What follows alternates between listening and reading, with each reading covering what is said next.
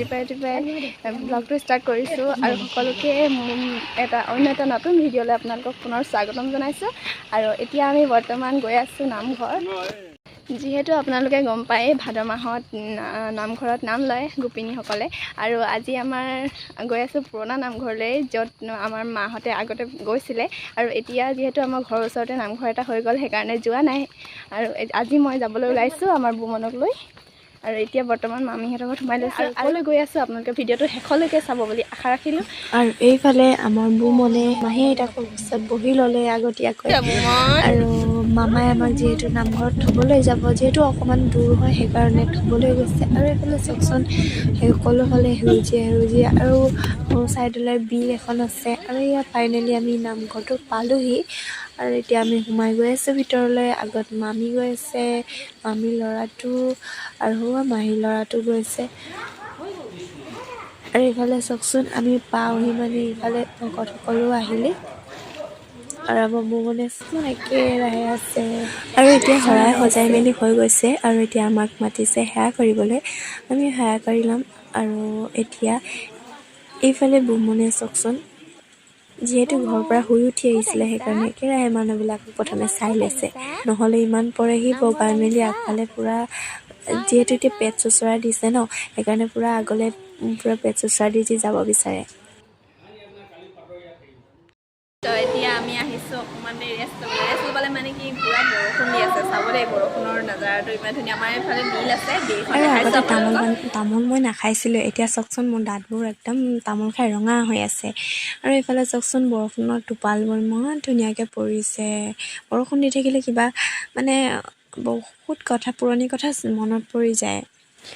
আৰু বেছিকৈ বৰষুণ দি থাকিলে আমনিও লাগে, কিন্তু এক হিচাপত ভালো লাগে, কিয়নো ইমান গৰম আহিছে, ইমান গৰম হৈছে। গৰমত বৰষুণ এজাক দিলে ভালো লাগে দিয়কচোন।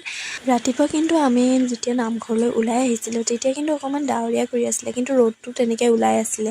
কিন্তু ঘপককৈ কোন সময়ত জানো ইমান বৰষুণ আহি গ'ল। আৰু এইফালে সকলোৱে বহি আছে। আমাৰ বুমন আইতাকৰ কোচত টোপনি গ'ল, এইফালে ভাইটি কেইটামান খেলি আছে, এইফালে মামী দুজনী মামী, আৰু এইগৰাকীও মামীয়ে হৈছে সম্বন্ধত। আৰু এতিয়া আমি বৰ্তমান গৈ আছোঁ বন্ধুনী ঘৰলৈ। যিহেতু মই ৰাতিপুৱা সোনকালে আহিলোঁ, সেইকাৰণে সিহঁতৰ ঘৰলৈ এবাৰ গৈ আহোঁ, ওচৰতে হয় যিহেতু নামঘৰ, সেইকাৰণে ভাবিলোঁ যাওঁ অকণমান। আৰু এইফালে মই বুমনক লৈ আছোঁ, বৰষুণো অলপ চিপ চিপকৈ পৰি আছে। আৰু এইফালে মাহী আৰু মোৰ লগত আমাৰ আদিত্য আৰু মুনো আহিছে লগত। ফাইনেলি আমি পালোহি বন্ধুনী ঘৰ। আৰু এতিয়া আমাৰ বুমনে চাওকচোন।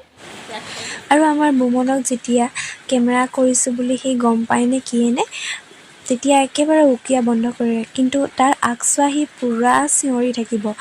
আৰু আমি তাত বেছি সময় নাথাকিলোঁ, আহিলোঁ আমি আকৌ ঘূৰি আহিলোঁ নামঘৰলৈ আহি দেখিলোঁ যে প্ৰসাদ পেলাই আছে। প্ৰসাদো সোনকালে লৈ লৈছোঁ, আৰু যিহেতু গধূলিও হৈ আহিছে, যিহেতু লাহে লাহে দিনো ছুটি হৈ আহিছে, সেইকাৰণে বৰষুণ দিলে মানে গধূলি কেতিয়া হয় গমেই নাপাওঁ।